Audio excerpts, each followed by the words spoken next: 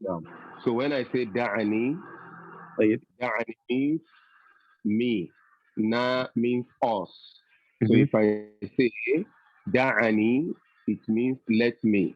If I say Okay. da'ana, it means us. Ni, me. Na, us. So if I say da'ani, it means let me. So if I say da'ana, let us. For instance, if I say da'ahu, you know who here means he or him. Mhm. So da'ahu, it means let him. Da'ahu yadkhul. Da'ahu yadkhul means let him enter. You understand? Yes. Da'ahu نعم. yadkhul. It means let him enter. Da'ani adkhul al-fasli. Da'ani adkhul al-fasli. Let me enter al-faslu. What is the meaning of al-faslu? فصل is classroom. The class. Da'ani adkhul al-faslu. Let me enter into the class. Da'ani aktub lak. Let me aktub means I write. Laka for you. Da'ani aktub laka. Let me write for you. فهم. Let أفهم. me write for you. I hope it is clear نعم. now. So I can also say that is the use of da'ani. If I Mhm. say da'ana, let us. And you know that here, when we say da'ana, let us, the pronoun should also change. Let us. Instead of saying da'ani, aktubu, like I say, da'ana, naktubu. Da'ana, naktubu. Because we are talking here, sorry, Mhm. so I say, Da'ana naktubu laka. Let us write for you. Da'ana nadkhul al-fasli. Let us enter the class. I hope it is clear. نعم. أفهم. So da'a here is a verb that is very, very commonly used. So da'ani, let me. Da'ani, let me. So instead of da'a, there Mhm. is another word that is used. Do you understand? You can Mm. say da, da with ayn. You can say da with sukun. Okay. So you can say da. Then you can say zaru with zal, zaru. You can say zar. And zaru, for instance, in the Surah Al-Mudassir, Allah say, zaruni, leave me. You understand? Zaruni, leave me. And that zaru can also mean let me. You understand? Yeah. Zaruni wa man khalaqatu wahida. Let me deal with the one that only me created. When Allah was talking about Wali ibn Mughira, Zaruni wa man khalaqatu wahida وجعلت له مالا ممدودا وبنين شهودا. So ذرني, let me. You understand? Yeah. دعني, let me. ذرني, let me. You understand? So نعم. mostly when you say da'ani, it means let me. Dharuni can mean let me or leave me. That is, leave me alone. Let me deal with him. So dharuni. Another word that you can have is when you say hayyan. Hayyan. Hayyan bina, for instance. Hayyan bina. Let us go. Hayyan bina ila salah. Let us go for salah. Hayyan bina ila al-bayt. Let us go home. That is another word that is related. Then you can say hayyan. Hayyan. Instead of using ha, you use ha. Okay. Hayya. Hayya ala salah. Hayya ala salah. It can also mean let's go for salah. Let's go for salah. Hayya ala al falah. Let's go for prosperity. So you can see this forward. Zar, da'a, hayyan, hayyan. So just to call attention of going to somewhere. You Now, said it's so both has ha what ha. nam ha and ha. You can say hayyan bina. You can say hayyan bina ila salah. So they are just phrases which are commonly used in the language. Jazakumullah khair. Barakallahu fikum. Then part of what I said at the beginning, I say urahibu. So urahibu. Urahibu is from the verb rahaba. Rahaba, you know, we say marhaban. Yeah. Marhab. Marhaban, which means welcome. Marhaban big. We welcome you. We can say marhaban. Okay. Marhaban. Marhaban. This is ba. You can say marhaban. Then you can say the verb is actually rahaba with shadda upon the sha. Rahaba. So the mudari' will be yurahibu. Rahaba, yurahibu. Then the masdar, that is the gerund, will be terhiban. Terhiban. Terhibun is the act of welcoming someone. Is the act of welcoming someone. Terhib. Terhib is welcoming someone, the act of welcoming someone. So Bita. rahaba. Nam? Bita. Tarhibun. Nam. Terhibun. Terhibun. That is the ing now. Okay. Welcoming. That is the act of welcoming someone. Is terhib. Why the verb is rahaba?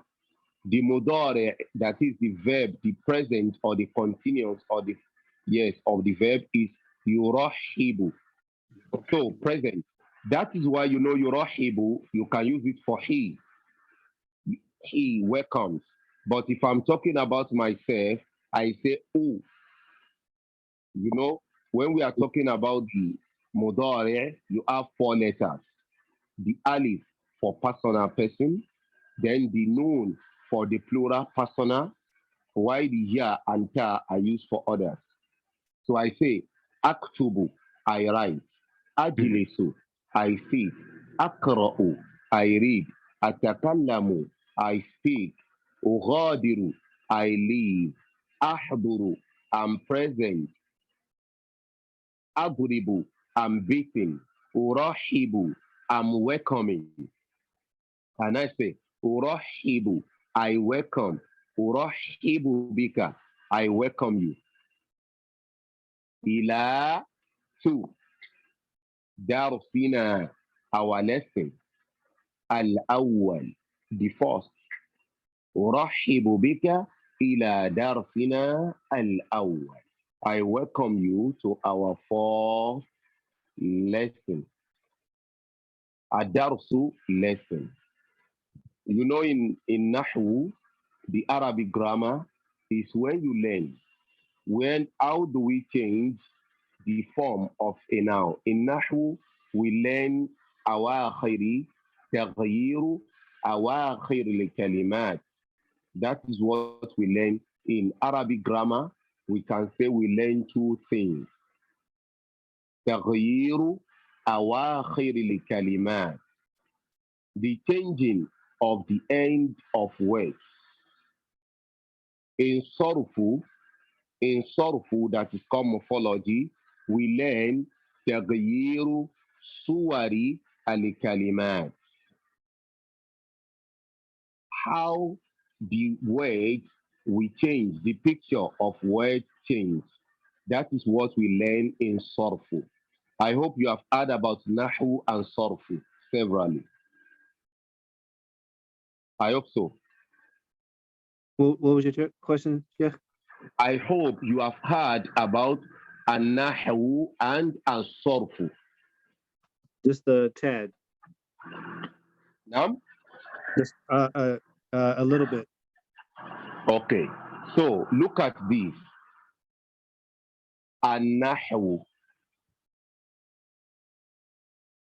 An-nahwu is the grammar, Mm-hmm. basically. What does it talk about?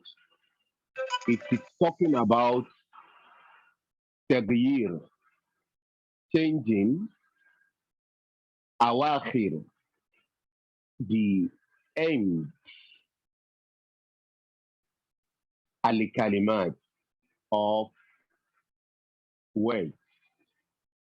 So whenever you hear about nahwu, Mm-hmm. it is rules guiding us on how to change the end of every word.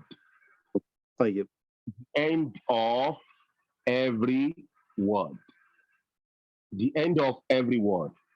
Changing the end of every word is what we talk about in an-nahwu. I hope you quote that. What do No. we say nahwu is all about? How we change the ending of words, all words. Ending of word. Look at this word, for instance. You have the word da, ra, and sin. In noun, you call it darusun, it will take tenwin. Mm-hmm. You can change it to darusan with tenwin fathatan. Then you can change it to darusin. You can see. The first one is sun, the second one is sun, the third one is sin. You understand? So what we tell us, when do we have darusun? When do we have darusan? When do we have darusin? That is the function of nahaw. Mm. You understand? Yeah. Another example, I hope you understand this. Naam Sheikh Abdul Malik. نعم يا شيخ. Naam. So that is an example. Another example is when you have, for instance, that same da, raw, and sin. But when it is what? A verb, you can have dara, darasa. Mm-hmm. You can see. You have darasa. You can have darasa. You can have darasu. Darasu. You can see that the end of the word change as well. You can see the end of the word also change. Can you see? نعم. Yes. That is also the function of nahaw. It is also the function of what? Nahaw. Now, then let us take that as enough examples. Okay. We have all this lesson, it is recorded, it will get to you for revision purpose. Now, this is all about the nahaw. It tells you how the end, that is the vowel at the end of every word, will change. It can change from darusun to darusan to darusin. It can change from darasa, darasa, darasu. It can change from yadurusu. It can also change to yadurusa.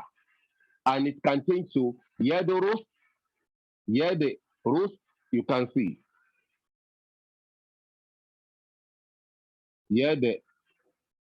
Yadurusu, yadurusu. Then yadurusa. Then yadurus with sukun. Yadrus, you can see. The first one takes sukun. The second one takes fatha. While the last one takes, the first one takes dhamma. The second one fatha. The third one sukun. Yadrusu, yadrusa, yadrus. You understand? It is نعم. also the function of an-nahaw, the Arabic grammar. We tell you that.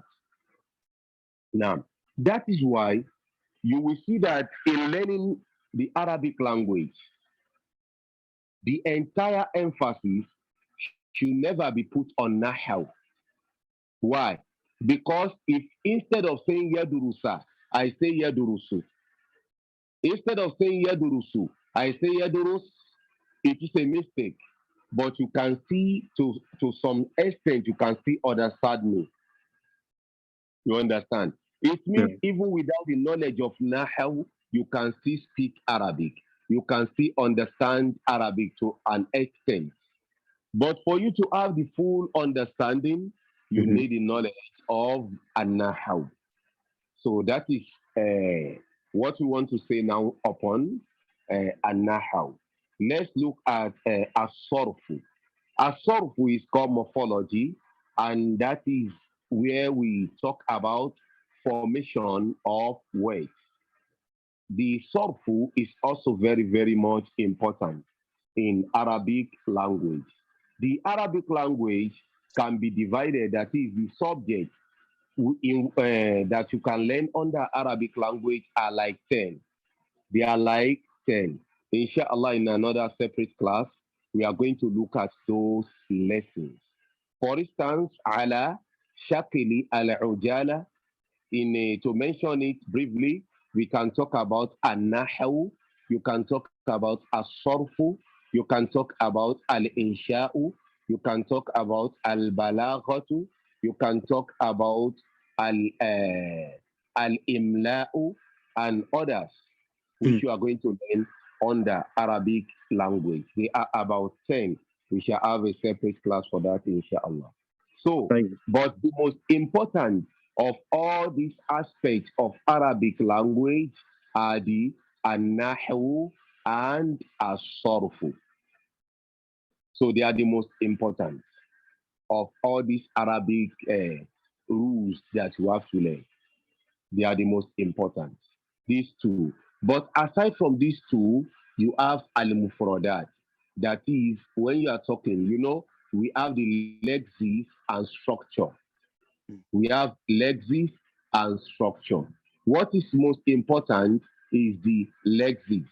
Lexis is where you learn words, where you have new vocabularies. So these are much more important. But the structure is talking about the nahu and the sorfu. That is, when you have three words, how do you arrange them to give you sense? When you Mm. have five words together, how do you arrange them? Which one should come first? Which one should come second?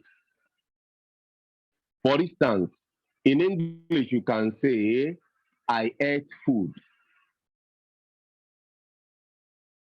You can say, I ate food. And you can say, food, I ate. Food, I ate. And food, I ate. So you can say, ate I food. You know, I mentioned three examples, three sentences. One may be seem to not correct. If I say, food, ate I. You understand? Mhm. نعم. But someone can still make meaning out of it. So that is just about the legs, the structure. So meaning that even without the structure, we can still have the language. But to learn about the structure is also very, very much important. So when we are talking about the sorfu, which I said that in language you have to learn these two rules. The nahawu that talks about the ending of every word.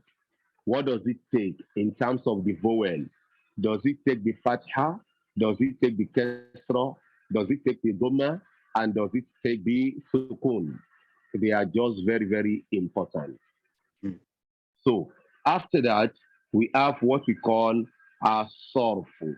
As-sarfu, which is known as the morphology. What is the function of as-sarfu? As-sarfu is telling you تغيير صور الكلمات. We said of the nahu that changing of the ending of words. Here we are talking about changing of the picture of words. Changing of words.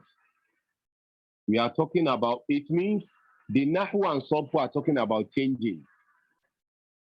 You understand? Changing picture of what? Of words, or changing words picture. So that is sarfu. I screenshot this. I will send it to you. So Okay. that is the summary of sarfu. The summary of nahu is that how to change the vowel from fatha to kasra, dhamma, and sukun. Then the subject matter of as-sarfu is how to change the picture of the word. And what we mean by picture, ashakulu or asura, it means a word can change. For instance, if you have three letters making up a word, those three letters, you can bring the one at the middle to the front and bring the one at the front to the tail of that word. So that is the changing. So we are going to see some examples here. You can change, for instance, a singular to plural. You can change a singular to plural. You understand? If something is singular, you can change it to plural. Let's say, for instance, you have kitab, which means a book. So you want to change the singular to plural, you can say kutub. Kutub. Can you see what has happened to this? Look at the first one. Kitabun. How many letters?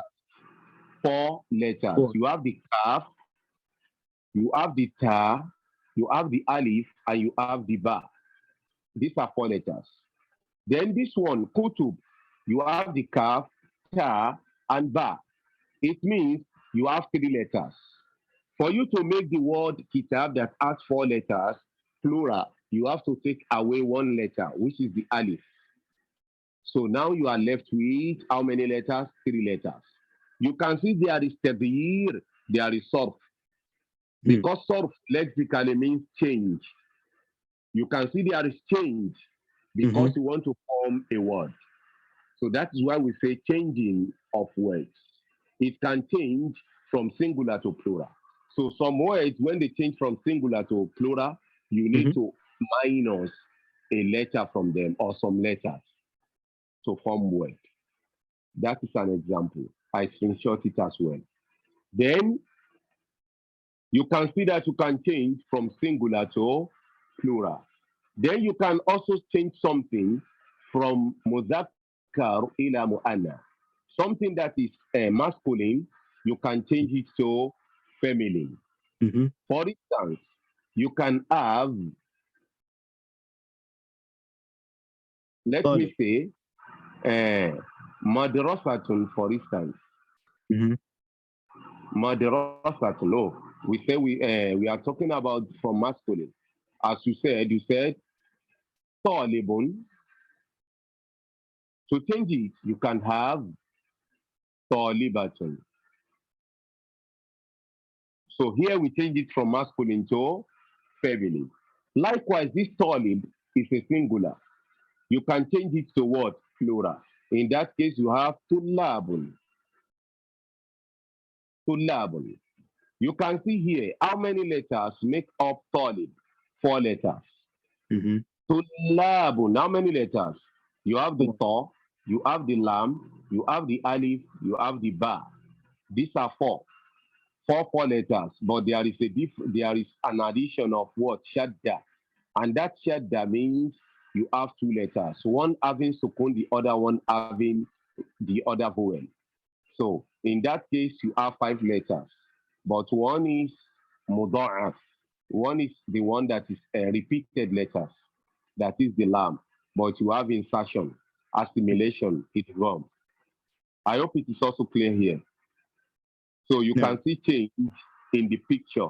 You can see the picture changed from Talib to Talibatun by adding ta, and it changed to Tulabun by adding. Firstly, that alif of ta remains, but we change the position of that alif to la.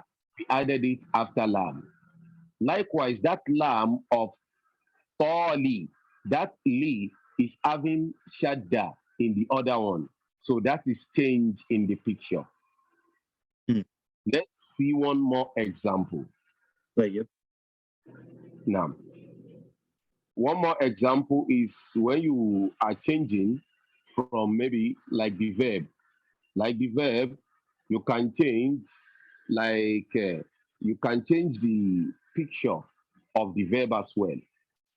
Like when you have the fi'il madi, you can say darasa.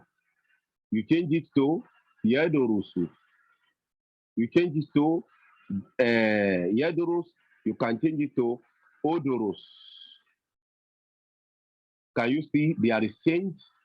The fi'il madi, the past tense is darasa. You change it to continuous tense or present tense, you say yadurusu. Then for the imperative command, you say odoros. So you can see there is change. Here we add ya. Here we add alif. Dal things still remain in the others. But here you add ya, here you add alif. So all these happen in what? In surf. These are parts of what you are going to learn in Arabic language. So may Allah is our fear. So that is all about the sorfu and the nahu. But when we are talking about other aspects of Arabic language, where we talk about al-insha'u, for instance. Let me screenshot this as well. Okay. So al-insha, the meaning of al-insha, when we talk about al-insha is talking about writing, the rules of writing. The rules of writing. Part of what you are going to learn is how to write Hamza. You know, sometimes you can have Hamza in this form. Sometimes you can have Hamza in this form. Sometimes Hamza will stand on its own. You understand? Yeah. So here you can see you have Hamza in this format as well. Hamza written on top of Ya. Hamza standing on its own. Hamza written on Wa. Hamza sitting on Nabra.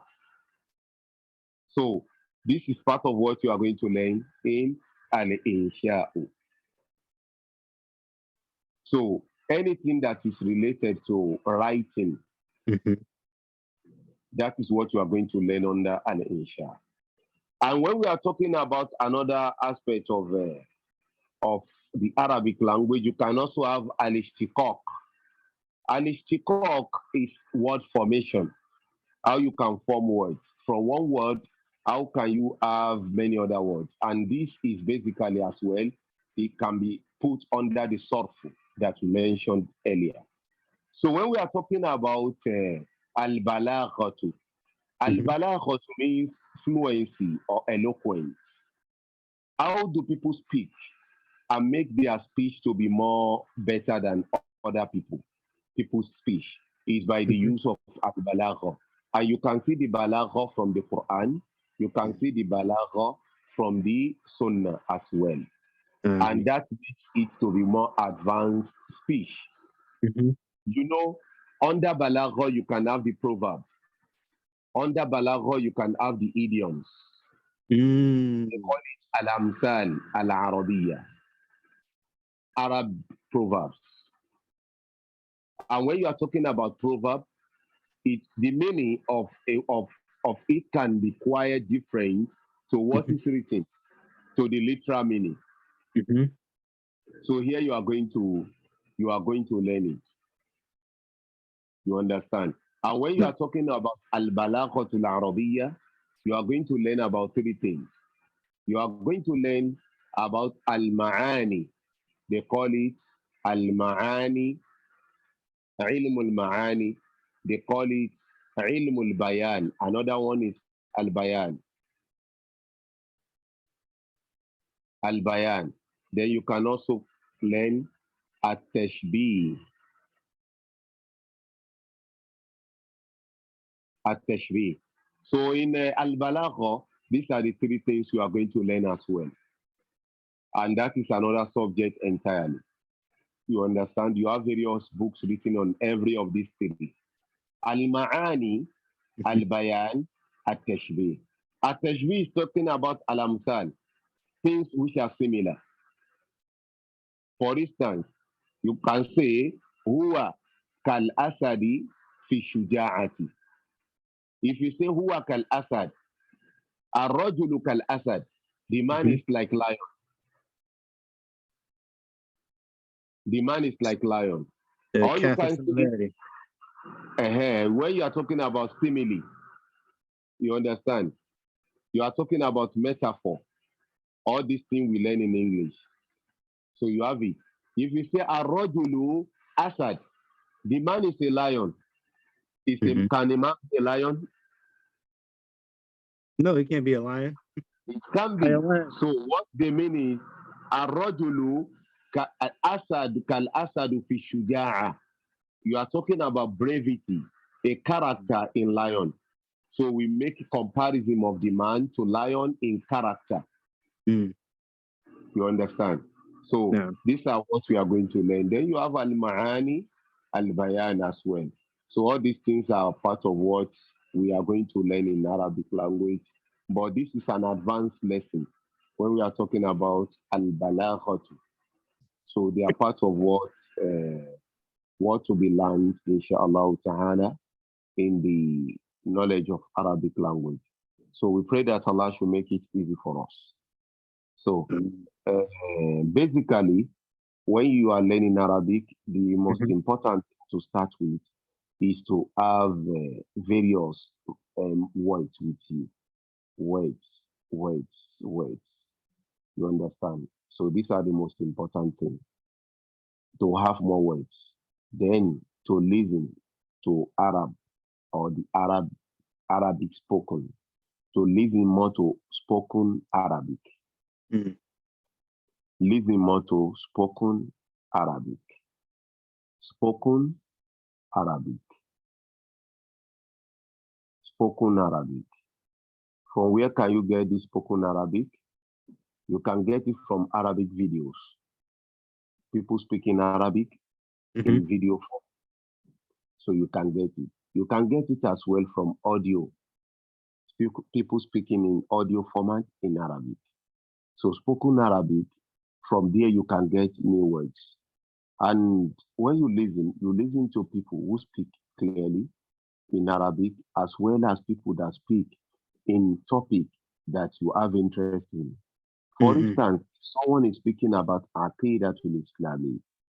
Aqidatul Islam, for instance, you have interest in it because you are a Muslim who want to learn about this Aqidah.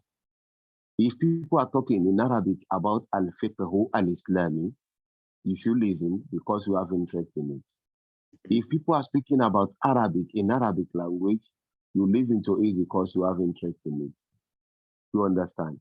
So this is what you listen to. Then you also try to read books written in Arabic. Books written in Arabic. And you should read those ones which are speaking about your area of interest as well. And you read books which are clearly written and by scholars that you trust, that they understand the Arabic and they understand what they write. So these are part of what we enhance you. That is why, inshallah ta'ala, we recommend to you some Arabic speakers later, very soon. People that when you listen to their Arabic, it will be of great help for you learning Arabic, as well as books that we serve as primary lesson for you. I think I sent some of them, and we're still going to send some others. That when you have time to read, you should start your reading project with those books. When you do that, they are going to assist you a lot. Some of them, they are mushakala, they are vowelized. Because at the beginning, when you read books which are vowelized, it will make your reading faster and your learning. more easier.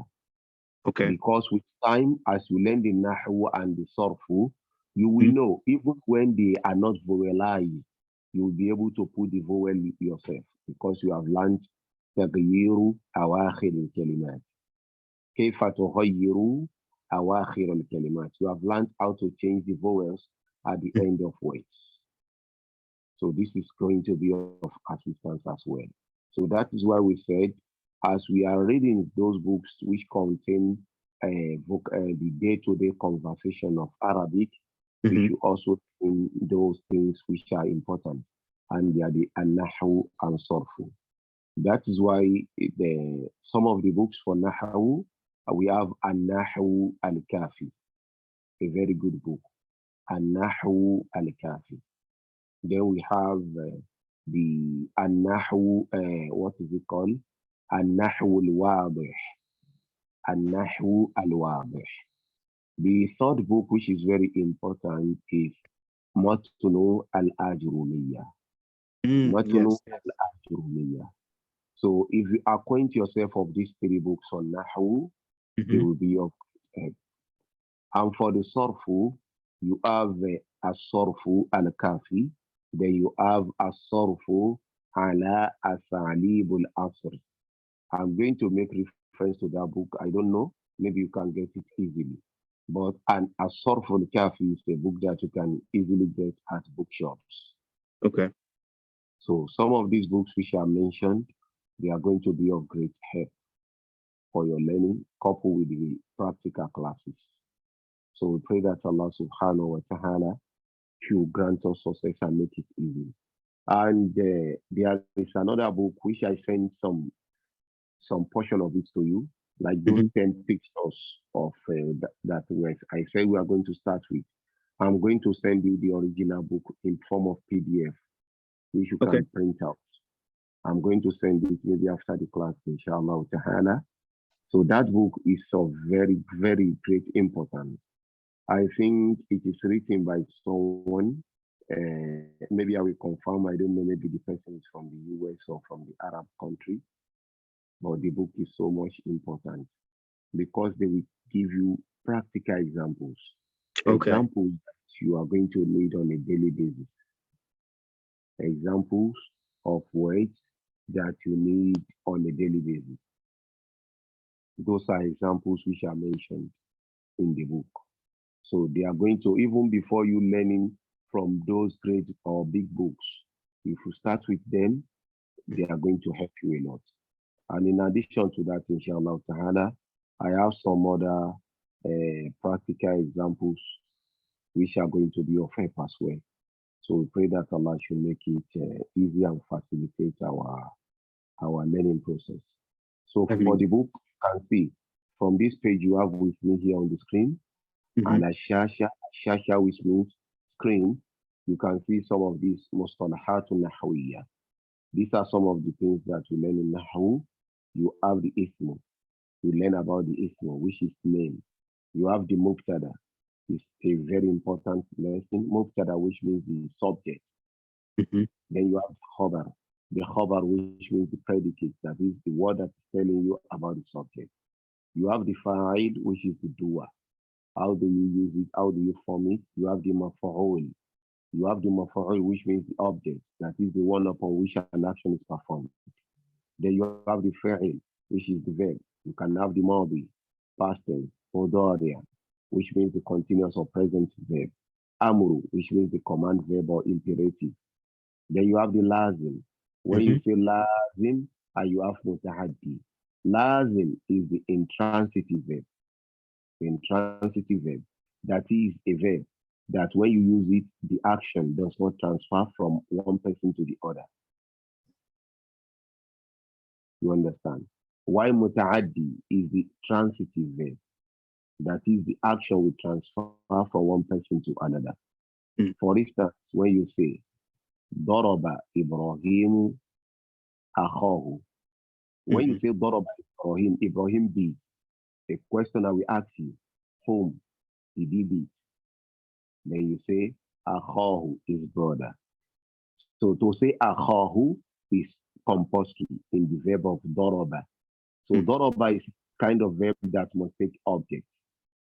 But lazim, for instance, may not have it. For instance, when you say dhahaba al-ustad, the teacher went.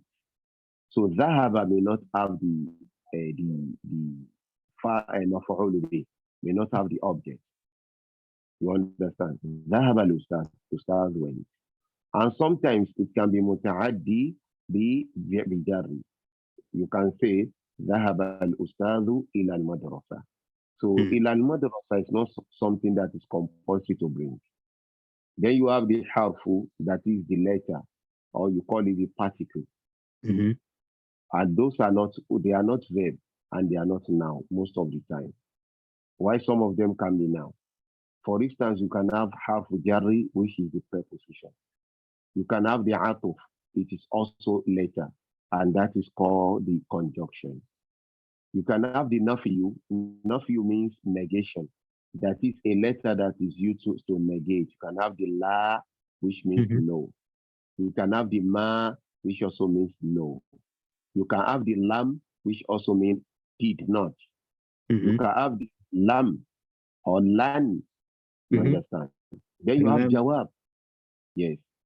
Jawab means answer. You can have the letter of jawab. A letter that is used when you want to answer something. For instance, Duriba Ibrahim. Ibrahim was beaten. And you say, Fabaka, and he cried. Understand? In tajtahid, if you make effort, you understand? You can say, Tafuzu, you will be prosperous. Tafuzu is the jawab of shartu. You understand? So we come to that later. Istifham. Istifham means something that is there. You ask question. Istifham, asking of question. There are some letters that you use to ask question. For instance, when you say hal is a question, is istifham. Hal ataka hadithul qashiyah. That hal is istifham. Adhahaba ustad, as the ustad gone. You understand? Then you have the jazmu. There are letters that you used to give jazmu. Jazmu means sukun. Lam yadhhabe, lam yadhhabe. That yadhhabu becomes yadhhabe with sukun, with the function of what? Lam. Then you have jumla. You have the sentence. The sentence can be ismiya. That is, it can be a nominal sentence. And ismiya, it starts with a noun. For instance, Ibrahim Talib. Ibrahim is a student. That is a nominal sentence. Then you can have fi'liya. You can have fi'liya, which is called the verbal sentence. That is a sentence that starts with a verb. Dhahaba Ibrahim ila al-bayt. So dhahaba is a verb. And Ibrahim is a noun, is the fa'il, the doer. Then you have the shibuhu jumla.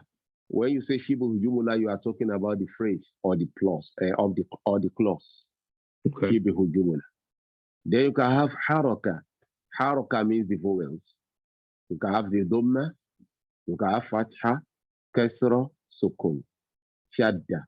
So these are things that you are still going to learn, inshallah, under Nahu. So with others, you understand. So may Allah make it easy. And this is the book that I mentioned. You can see here they are talking about an-nakratu wal-ma'rifa.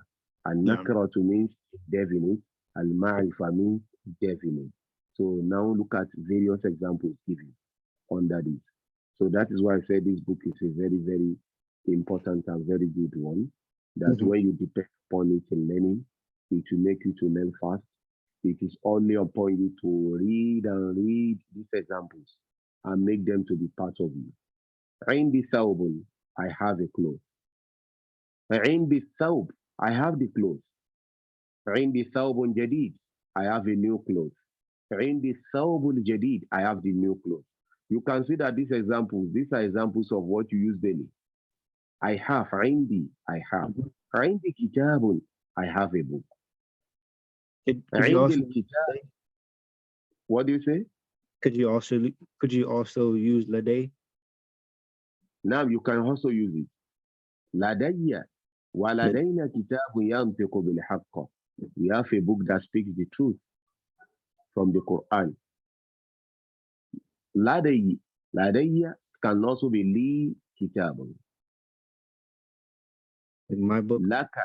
لك كتاب. You have a book. لي كتاب. عندك كتاب. You have a book. With you is a book. عندي كتاب. لي كتاب. Now, so these are things that we are going to learn to facilitate our learning process. And we pray that Allah subhanahu wa ta'ala should make it easy and grant us success and give us the will to learn. You know, learning, especially about the religion, is not something easy because you have that open enemy with you that does not want you to learn because Shaitan knows verily that knowledge is light and that knowledge is guide. And he does not want us to be guided. He does not want us to have the light. So that is why he will always make every effort, every possible effort to block between us, to create a block between us and knowledge. And part of it is al-hammu, worry. Part of it is al-hammu, worry. Part of it is to create al-kasal, laziness. We may not be lazy about reading newspaper. We may not be lazy about pressing our phones, but Shaitan will make us lazy reading something beneficial. So it is a war between us and him. So may Allah make it easy. That is why we should always supplicate to Allah and yusahhila lana al-amr. That Allah should always make the affair easy for us. So we pray that Allah should make it easy for us and take away every hindrances that can stand between us and learning something that will benefit us in this life and in the life to come. May Allah ease our affairs and guide us and make us firm upon the right path. وهذا هو ملخص ما نريده اليوم. This can be the summary of what we want to mention today. وَالْكَلَامُ فِي مُقَدِّمَةٍ. The speech is all about the introduction إِلَى مَا نَحْنُ بِهِ, to what we intend to learn في أيام القادمة inshallah, in our subsequent days. May Allah subhanahu wa ta'ala make it easy for us. وأسأل الله سبحانه وتعالى أن ينفعنا بما علمنا ويعلمنا ما ينفعنا. We pray that Allah should benefit us with everything that He has taught us and to teach us everything that will benefit us for dunya wal akhirah, in this life and in the life to come. وإذا كان عندك سؤال فيما يتعلق بما قلناه أو شيء من هذا القبيل. If you have any questions